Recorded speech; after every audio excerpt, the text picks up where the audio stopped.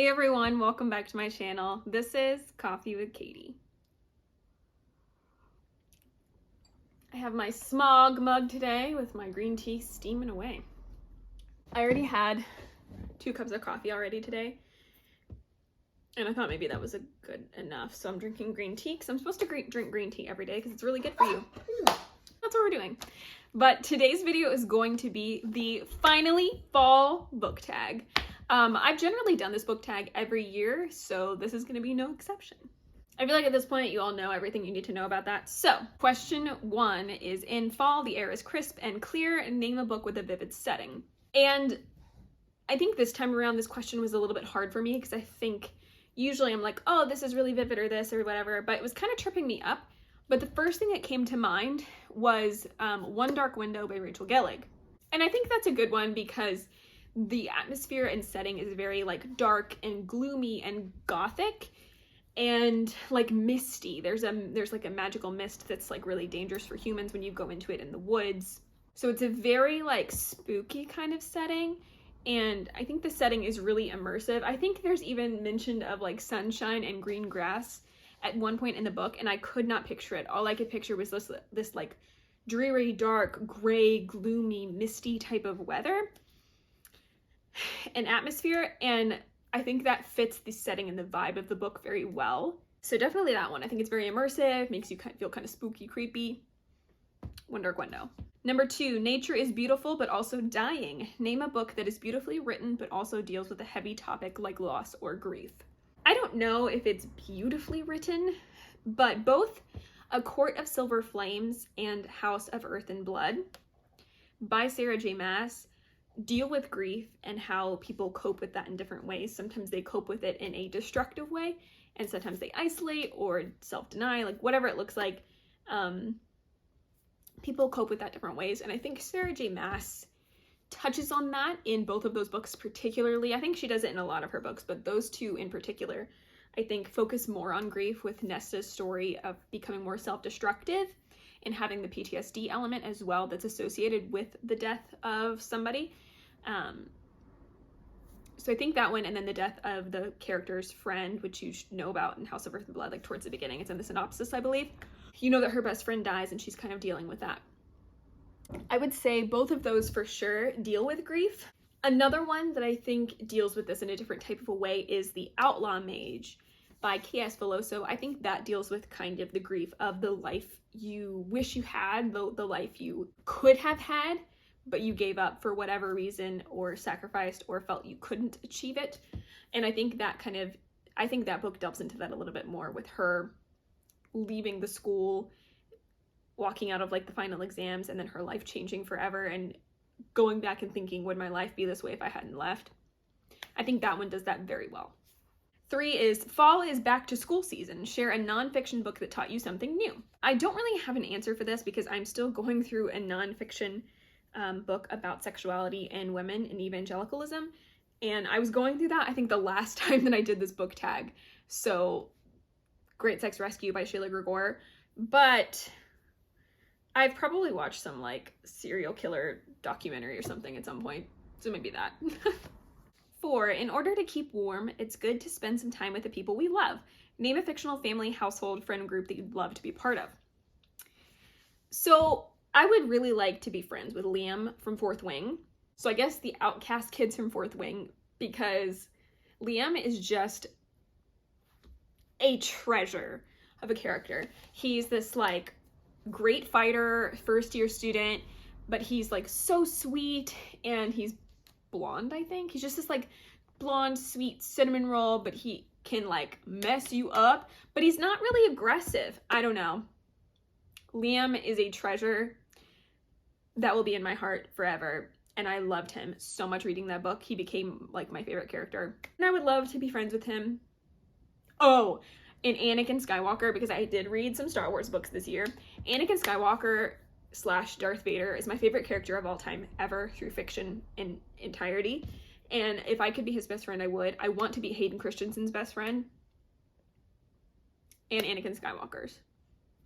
Please and thank you. I would sacrifice much for that.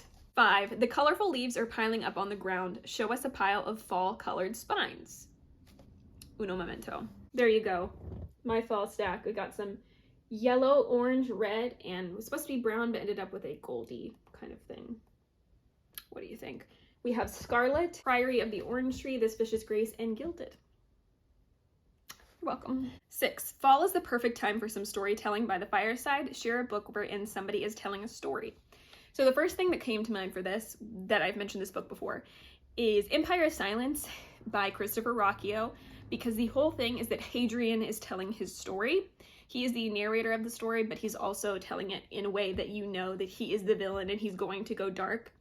So he'll, like, at some point, I think it's the end of Empire of Silence, he says, like, if I was you, I would stop reading because it only gets worse from here.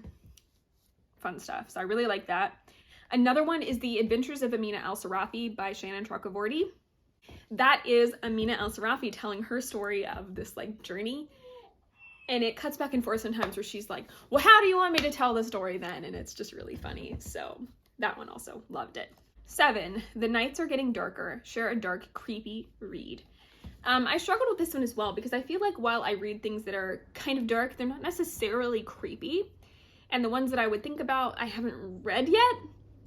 So the only one that really came to mind for this was Foxglove by Adeline Grace. You are following a character that can see death. He's like a personified person, like a being, kind of like a god, I guess. So death is, and then fate. And she can also, because she cannot die and she's kind of like in cahoots with death, I don't know how to say that. She has rapport with death.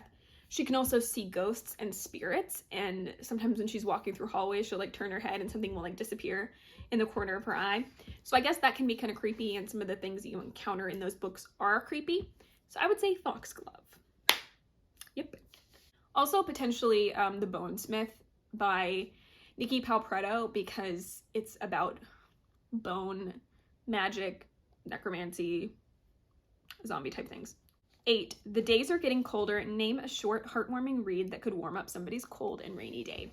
I'm also realizing that I have heartwarming, cozy reads on my TBR, but I don't read a lot of them, or I haven't read a lot of them. So the only one that really came to mind for this was Mysteries of Thorn Manor by Margaret Rogerson, because it's kind of this like cute little short story about the characters from A Sorcery of Thorns. So that one. I don't know. I didn't have a great answer, but that's the only one that really fit the bill. 9, fall returns every year. Name an old favorite that you'd like to return to soon. I feel like the favorites that I have had, I've listened to again because I've like listened to them with John. So like Fourth Wing, I kind of listened to again with John. I did that with Caraval, and like Once Upon a Broken Heart, I listened to them with John.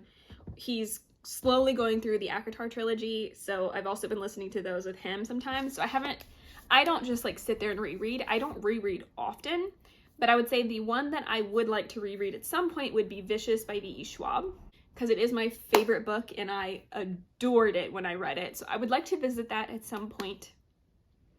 I just don't know when, because there's so many things to read, you know? And then if I was to say like an overall favorite that some people say is their favorite, or like in general people really love it, but I haven't personally read it yet, I think it would be like The Winner's Curse or something by Marie Rakowski. I think people really like that series and I haven't read it yet, but I would love to. And then finally 10, what is a reading accessory you have to read? I would say I don't really have to have anything to read, but in general I have a blanket while I'm reading, so probably that. The other thing that I do, but this isn't a must, is when I'm listening to audiobooks, a lot of the time I'll have like a game on my phone or like a puzzle on my phone, physically putting together a puzzle, or like working on Legos or